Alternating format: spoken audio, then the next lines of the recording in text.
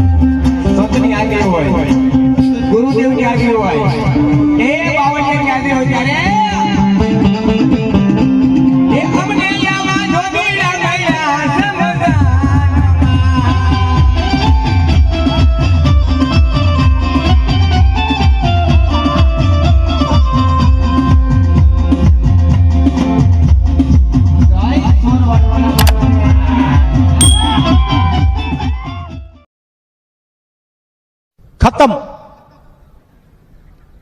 Bye bye Tata.